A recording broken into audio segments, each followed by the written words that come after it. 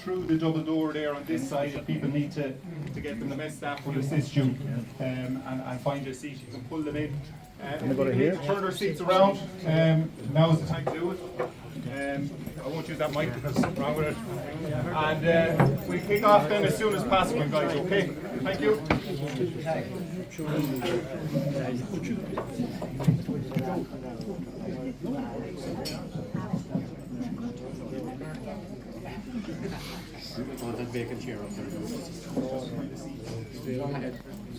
We're about to start now.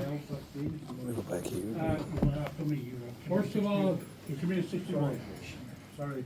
If I could take this opportunity as chairman of the Post 10, the organising committee of this event, which has been held around the country in the different posts, and we are glad to have the privilege of hosting it here. Before we proceed with the presentations, I'd like to thank the Battalion Commander for his invite to host it here, and the NCO's mess,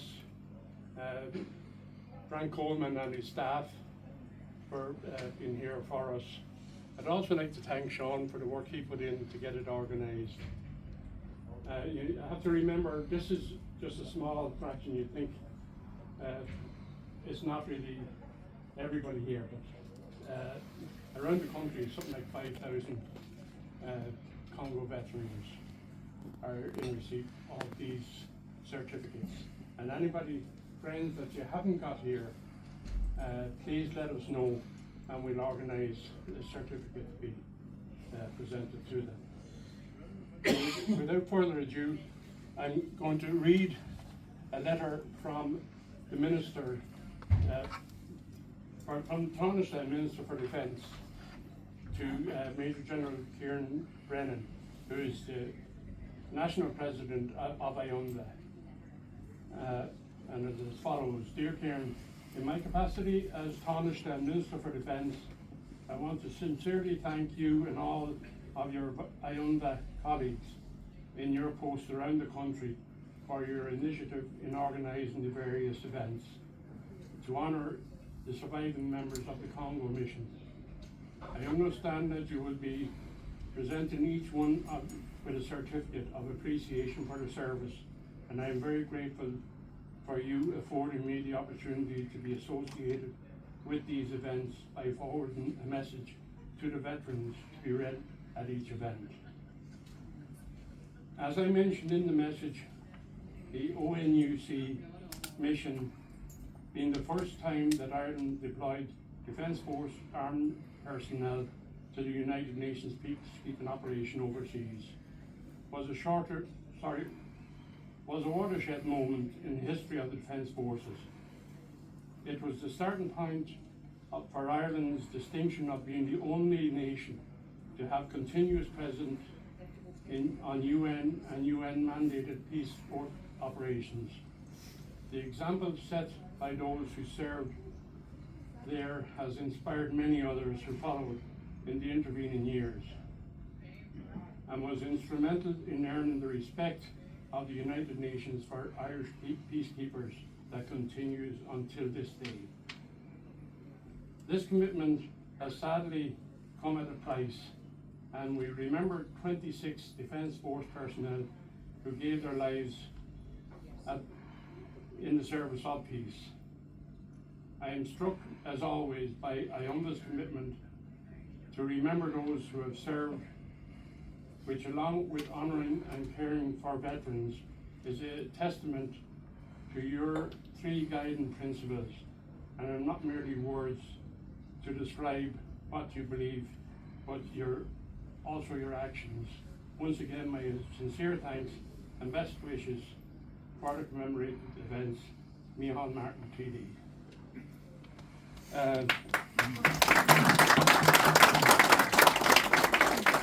In my introduction, I forgot to mention Sergeant Major and BQ, who are most welcome as well, even though it's your piece. You're very welcome to the event. What about my old favourite, Kerry man, the late Cameron Quinlan?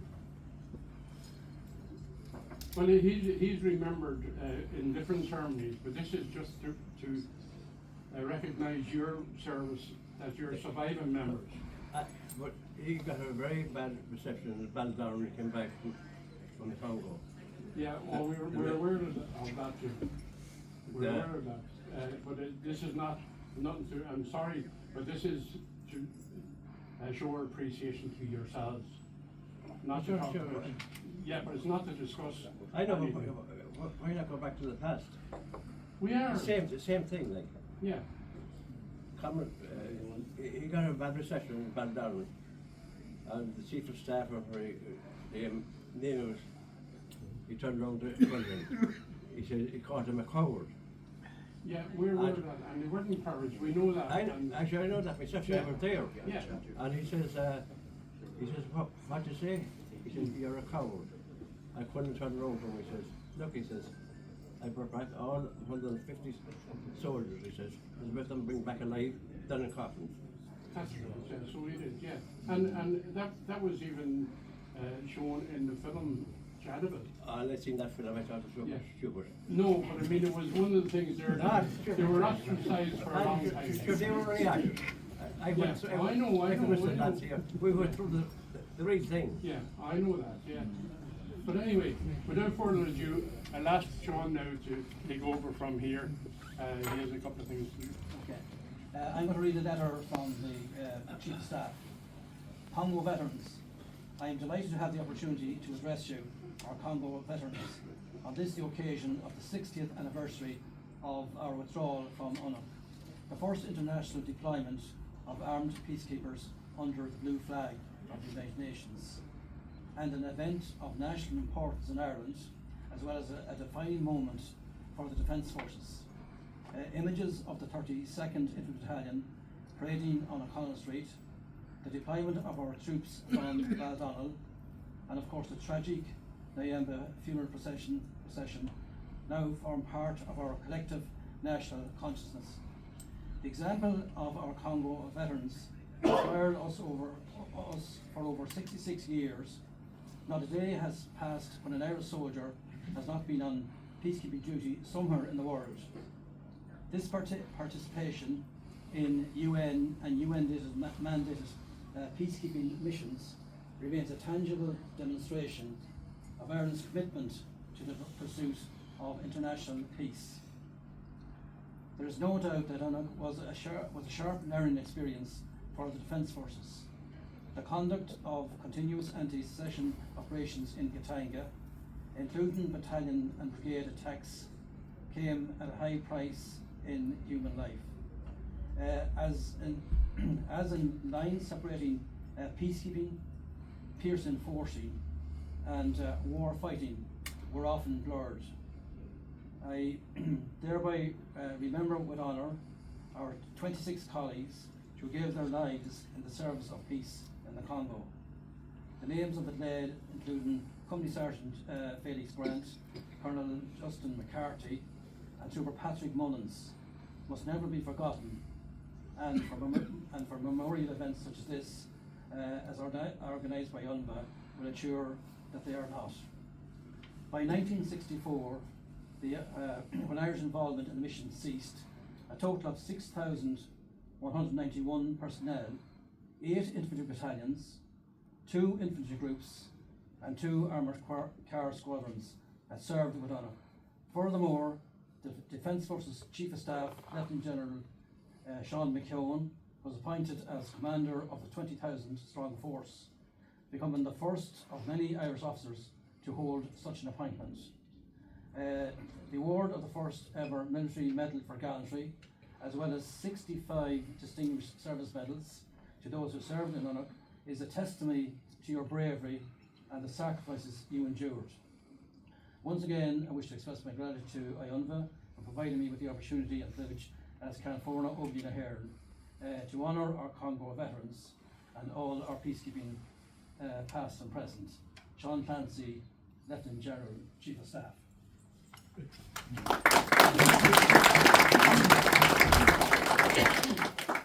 And I now just want to read the citation on the certificates that you will be presented with. there was the Irish United Nations Veterans Association, a certificate of appreciation for service in the Republic of the Congo, 1960 to 1964, on the 60th anniversary of the termination of Operation UNOC in the Republic of the Congo in June 1964. The Irish United Nations Veterans Association recognise with pride the service of and your name. For services between 1960 and 64 with the United Nations during what was the first armed peace support mission undertaken by the Defence Forces. The courage, fortitude, soldiery conduct and sacrifices by personnel brought great credit to Ireland and the Defence Forces and contributed to the effective fulfilment of the United Nations Security Council mandates. Signed, Derek Judge, National Chairman IUNVA, Major Kieran Brennan, retired Honorary President of IUNVA, issued in recognition of the dedicated service and contribution made during a complex and dangerous mission in the cause of world peace. Thank you.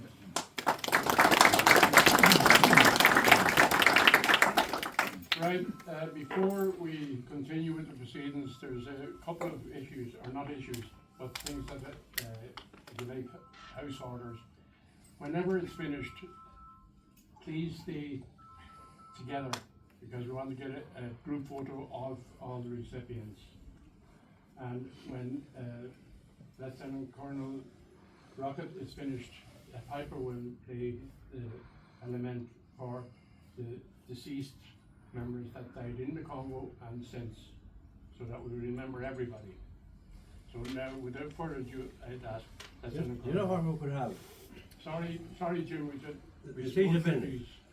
Without further ado, Colonel Rocket, please. Or you want to do that first?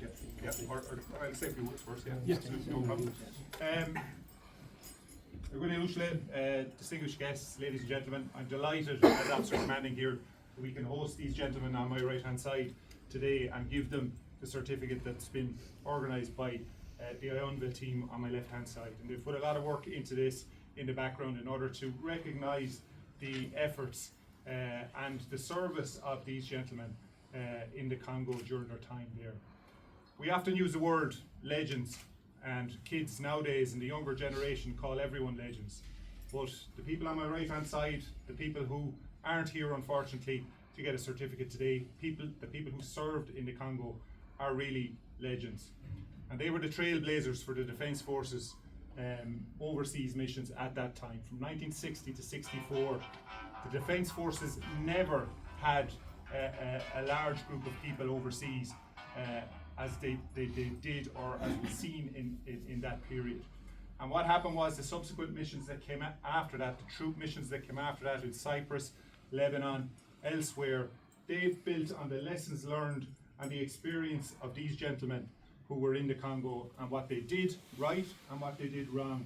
And it made the organisation and the overseas missions a lot better as a result. So we owe a lot of credit to these guys, and we owe a lot of credit to the Congo veterans. And I'm very proud as the Officer Commanding here that I can hand out on behalf of IUNVA the certificates in recognition of their service in the Congo, because we really, the current generation of soldiers in the Defence Forces, are standing on the shoulders of giants, and these guys are giants. Okay, so I'd like if you don't mind to just give them a round of applause, because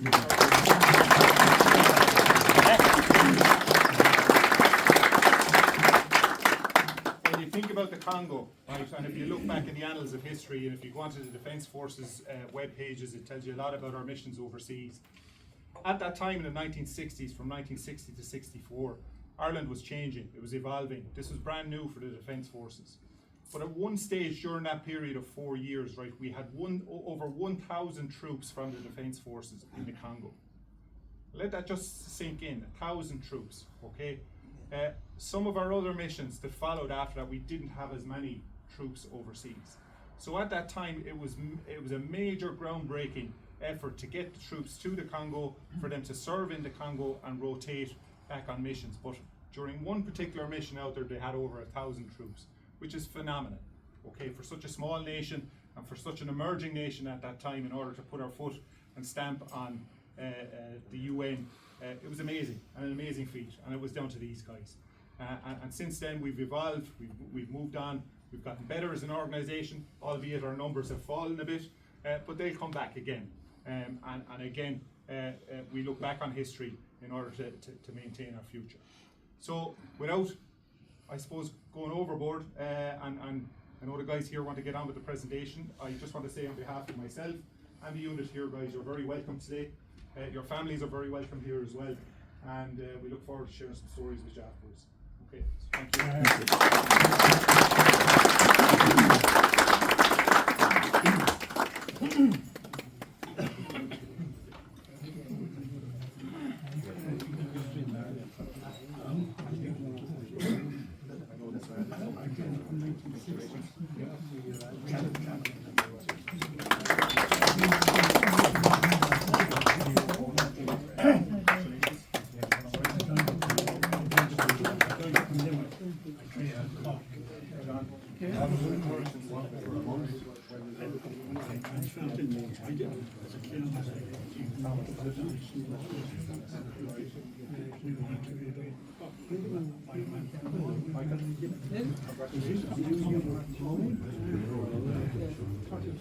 What position were you in?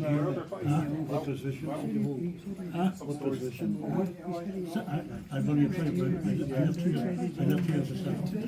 I came from the I came here to Finner 69.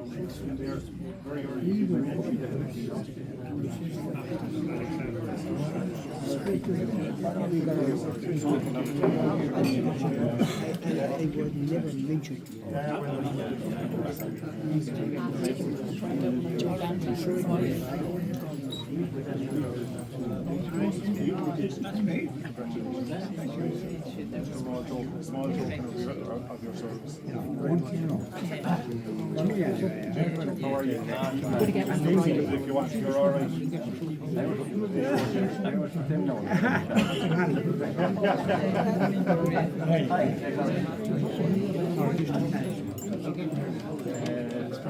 Frank, how are you, Frank? How's it going? I have a good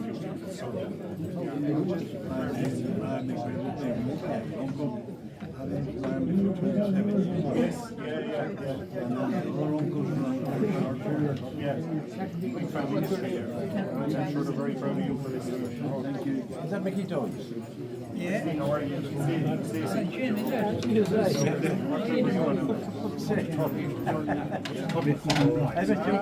Long time no see, Jim. I'm not living too far from you.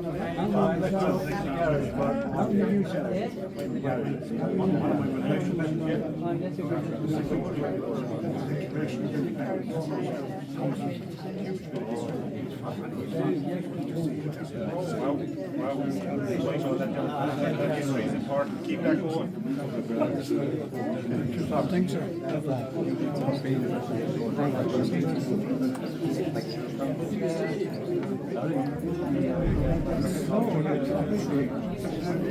Very proud day for my dad today and the McBrearty family.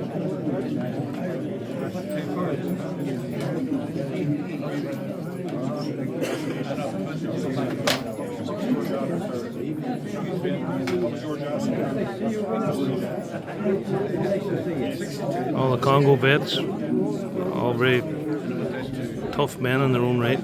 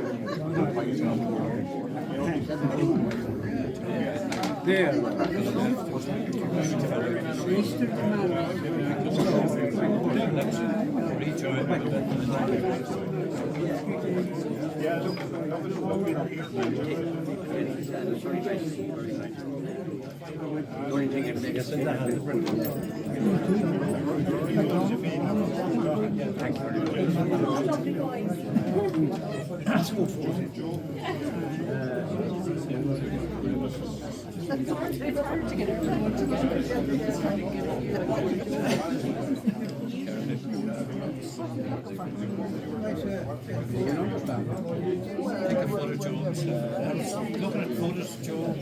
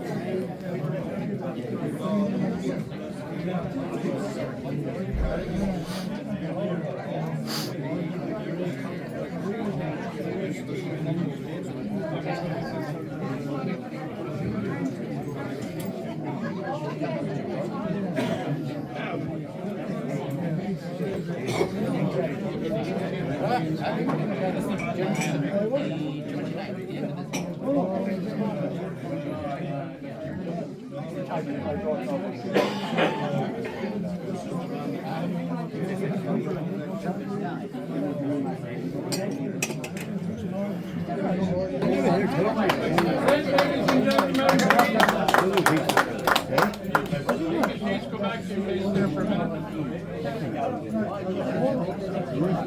Why is it washing in the Congo? If our water was in liquid form. Hello, please stand while the piper plays a lament in honour of the people that are not here at the time. And said, please. Sorry.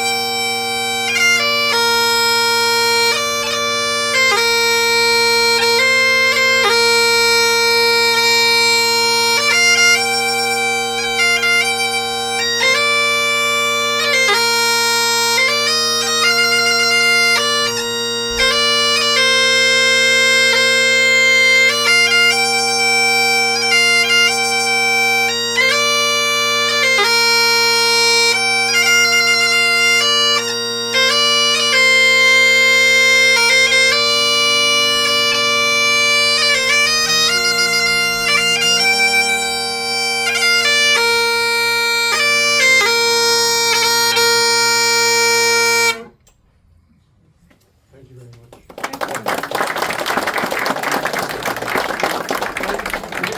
Bear with us for a minute now. The photographer organises the photograph, but please don't come in on top of things until he is finished. And then you can do what you want. Thanks very much for everything. Yeah, whatever you want to do.